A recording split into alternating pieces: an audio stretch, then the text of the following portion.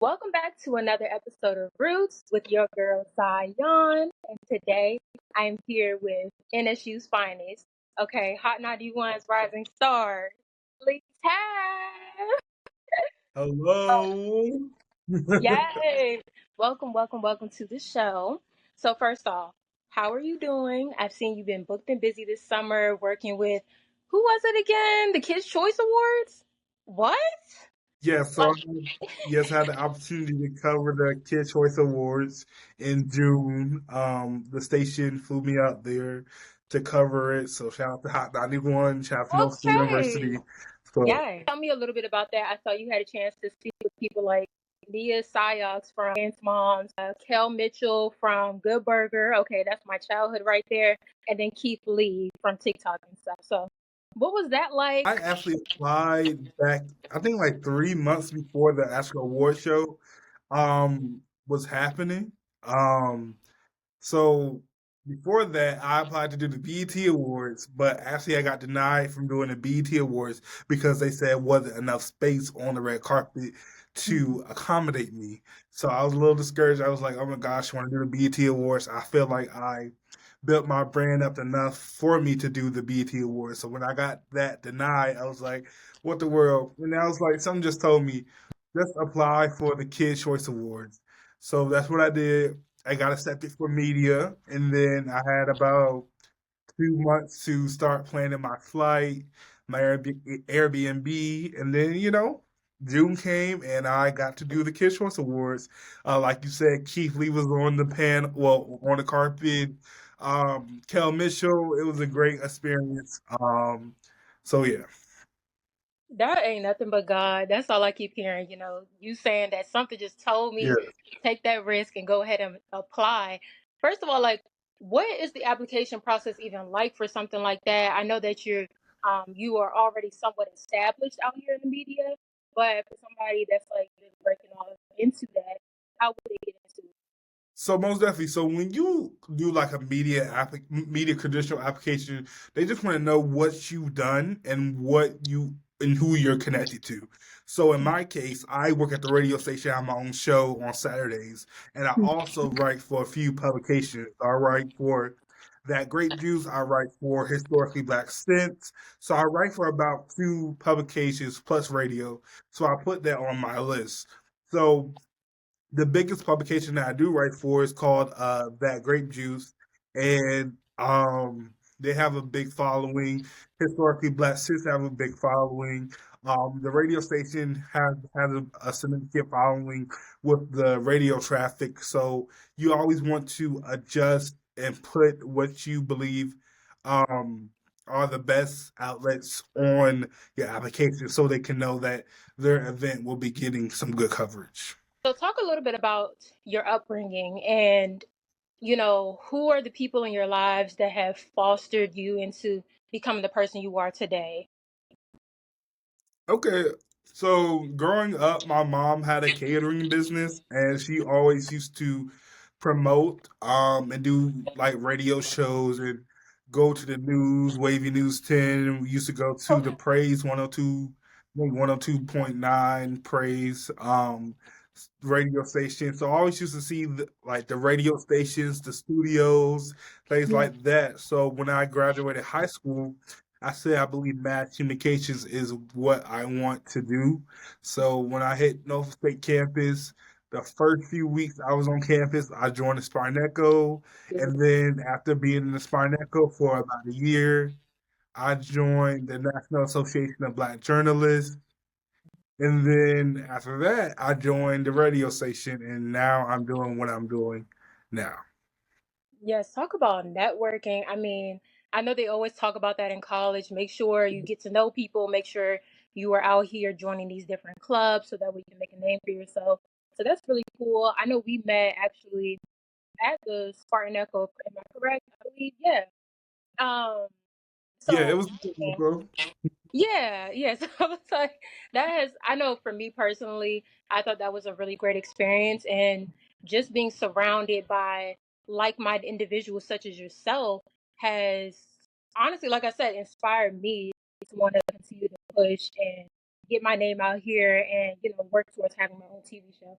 So as far as it goes, for you, what are some of those aspirations in life? I know that you're recording right now. Is that like the end all be all for you, or what do you have for yourself? Okay, so the plan is to do radio. I'm currently doing radio. I've been doing radio for about coming up on a year. It'll be almost a year. Well, not a year. It'll almost be 2 years here at Hot 91. So I definitely want to continue doing radio. My dream job is to do radio, manage social media, and write articles. If that's a job, y'all need Yeah. to hire me because that's what I pretty much do now. So I work in radio. I write for those articles. I manage socials for the radio station. I manage socials for an app, a college app called Fizz. So I do a little bit of everything. How are you able to balance that like professional side, the grinding, I'm trying to get my name out here, and also like your academics and having a social life as well on campus? Um, so I try to like balance everything, but Mm. like the other day I was like, Malik, you need your this is your last year of college and you Uh, need to enjoy it. And I yeah. realized like the past 3 years, I I have been enjoying college, but I felt like I focused too much a little bit on my career, Mm. a little bit, and not really enjoying it because like now I'm here, I'm about to graduate in May, and it's like okay, homecoming was cool, this and that, but like, did I really enjoy college? So right now, I'm trying to find that balance because it is my last year. I want to enjoy college. I want to have good memories. I just don't want to be, remember all the work I've done. I want to remember the good times and the fun, hanging out with my friends, stuff like that. So it's definitely a balance. So I have my different social medias. I have my Instagram, TikTok, and then I have my spam. My spam is for me to be like Fun. Malik. Because Yeah. like Hannah Montana, she has Miley and then you have Hannah. And like Mhm. sometimes I'm trying to separate that. So like sometimes I just be posting my spam, being Malik. And like people don't realize like Leektav is a personality. Like that's not on all the time. Like Malik is not like that. Malik is very calm, very in his room, don't bother me. But like sometimes I have to turn it on, turn it off. But I'm trying to definitely balance that. Yeah, 100%. And I get that. I am the same way. A lot of times, I'm like, I am such a laid back queen. Yeah. I have my moments, like how you were saying. You can turn it on when you need to turn it on, and have the personality. And everybody's like, "Oh, you're so outgoing," and I'm like, I'm actually kind of shy. Stay to myself. But when it's time to get into that mode, it's like you can't tell me nothing. It's a whole nother Right. personality come out. So. Yeah. So okay, Yeah. so tell me also about like what is it like talking to like some of the big actors and actresses? You talked to Denzel Washington, Viola Davis. How was that? Did you find yourself feeling like starstruck at times, or I don't know, freezing up? Okay, so what I always say is these celebrities are regular people. They just Mhm. got a little bit more money than us. Yeah. So, with that being said, like I was never really starstruck. Like when I interviewed Denzel, he was very cool. He was very laid back. It was like talking to my uncle. Viola Davis, same thing with her. It was like talking to my aunt. So like it's just um knowing that they're regular people. But now, if I interview Beyonce or somebody like Beyonce, that might show a little bit. Like I might be a little starstruck because me and Beyonce, we had the same birthday. Okay. Beyonce's one of my favorite singers. Yeah. We like me and Beyonce are locked in. So Okay. if I ever get starstruck over anybody, it'll only be Beyonce. But other Okay. than that, I just see them as regular people. And in this industry, you have to not be a fan. You can like the actor, you can like this, you like this, but like you have to be professional because these publicists definitely look and see the way you act on these press junkets, the way you ask your questions, the way you do different things. So you definitely want to stay professional. so you can get more opportunities like me interviewing Denzel or me interviewing Viola. Hmm. And like for those interviews too, like are you actually going out to find them yourselves, or are you getting these opportunities in connection to like how you mentioned Hot 91 or something like that? Right. So when I first started out, I have dozens of emails in my email of me reaching out to publicists and asking me to interview. Well, asking them so I can get an interview with their artists or whatever. So the thing is, um, some interviews come with me emailing them directly, or some emails or some interviews come from like Hot 91. The Denzel Washington interview. Um, the marketing and communications director here at Hot 91 is very connected with the different publicists and stuff for the different movies. So shout out to Miss Tony. So Miss Tony referred me to do this interview with Denzel, and I was able to do it. So it's like you said, it's all about connections. Because if I wasn't at Hot 91, I wouldn't have got the Denzel Washington interview. So it's like, and I was at Hot 91 for at least a year before that even happened. Yeah. So it's just about building connections. Like Miss Tony is like, she's like my radio aunt now. So like you always want to connect with somebody at the university, find your tribe, and these connections will lead you to the way.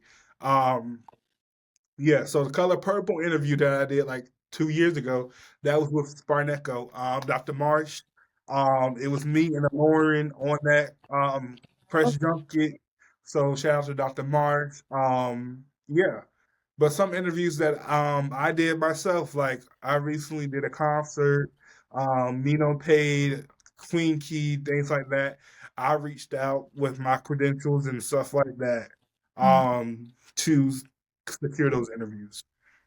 Ever find yourself like at all feeling discouraged or like feeling like, is this really the path for me? Like what keeps you motivated in times of like uncertainty? So I was just feeling like this Saturday, well Sunday. I was Yeah. like, oh my goodness, I'm doing all this work.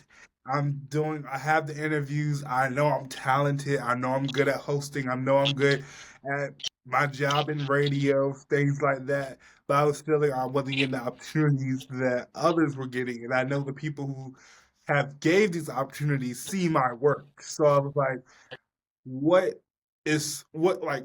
am I not getting offered these things? And I realized like some of the things that I have accomplished, people who has been in the business for about 10 to 20 years still haven't accomplished. So it's like you got to pick your battles. Like, even though I may not get this opportunity, you got to remember you interviewed Denzel Washington, you interviewed Viola Davis, you have your own radio show at 20. Like who does that? So I always try to, hype myself up with what I already done. And I know I'm gonna reach the goals that I want. So you just gotta keep going. When those doubts do come in, I look at my previous accomplishments to see like, well, you did this, you did that. You thought you wouldn't be able to do that. You thought you wouldn't be able to have your own show. You thought you wouldn't be able to interview somebody as big as Denzel Washington, but you did it. So Mhm. I always look back at my accomplishments to see what I have done. And, knowing that the sky's the limit, and anything I want, I can have. So. Absolutely, absolutely. That's a true testament right there. Um, I was just watching the Kanye West documentary, and also, I watched Pharrell's movie, and both of them, what struck out to me was just the fact that like they had this vision. You know what I mean? They were like, hey, I want more for myself. I have aspirations in life that I'm working towards. So to see that other people are out here doing the same thing, is just, like I said, it's just truly inspiring. We talk a lot about like morals and stuff like that and ethics, especially like in Norfolk State, uh, how do you feel like you're able to stay true to your moral compass in the entertainment industry, especially when you hear crazy things like some people working with, Illuminati and all these crazy things? Like, how do you stay in that lane? So my job is to report on what is going on in the entertainment world. I do have limits. It's some things that I just like I will still report on what I report on, but it's the way I do it. Like with the Diddy situation, that whole situation, I was reporting on Diddy for that grape juice for about two to 3 months straight. It was draining, but you had to get it done. So my morals and my moral compass is still stays intact. Like this industry will not change that, even though I'm surrounded by things that will test my either my Christianity or things like that. But I'm rooted. I know what um I am. I know who I am. So none of that really Yeah. tickles me, hits Okay. me really. Yeah. Well, that's good to hear. Like I said, a lot of times I just see people that are willing to compromise who they are and what they believe in just for the purpose of, I don't know, fame and fortune and stuff like that. So it's good to hear that you're like, hey, this is who I am. I'm going to stick to my principles and nothing is going to change that, regardless of how much money you offer me. So, Right. so Because money anyway, comes and money goes. it really does. You know what I mean? And money is not everything. Money is the root of all evil, if anything. So let's talk about it. Right. What is one thing you wish you could tell your younger self? Um, it's a Like, good question. You being the oddball of the group paid off because now you're not the oddball of anything. Like you are doing what you are meant to do. So you finally came out your shell. You're doing what you want to do. You're living your dreams. Yeah. that was Good well job for said. being the oddball. Yeah, shout out for that. Yes. Okay, I'm like, us weirdos, we are winning out here. But Right. give you your flowers again, Malik, for just being a genuine person. I mean, personally, me coming into an issue and coming into the mass comm department, I personally didn't know what to expect, especially from the people. But to know that there are people out here that have your back without you even like, we didn't even have much of a conversation for real. But I am forever grateful for even the opportunity that you extended to me for the BET experience. I couldn't imagine, you know what I mean? Like even having somebody else that had done that for me. So I Yeah. think that you are just the realest person out here. If you ever need anything in the future, you always have a friend over here with Zion forever and ever, and I just can't wait to see how you continue to grow and thrive in this industry. Like we're gonna run it back in a year's time with another interview. I'm like, what you doing now? Yeah. What's going on? What's the tea? Let's talk. Yeah. We gotta do an update. Exactly, for sure. We're gonna run it back with that update. Make sure you save a space in your calendar for your girl, okay? But Yes, well, thank you so much. I'm so proud of what you're doing. I saw the I think you was in DC. You mhm. did an interview. I was like, okay, she's getting that content in. It's so good to see everybody like break out of their shells because for you to be able to, connect with these bigger companies the way that the industry is right now, you just have to start and do your own thing until they recognize you. So it's good to see that you are catching on, all the students are catching on, that you better, work during this time you're on campus, off campus, graduated. So yeah. Yes, sir. And I just want to close out every episode that I do with a fellow Spartan. You know what our mantra? The Go green green and and go. gold. All right, now I will catch y'all in the next episode of Roots. Don't forget to like, comment, and subscribe, and I will catch y'all later. See y'all later. Thank Okay. you.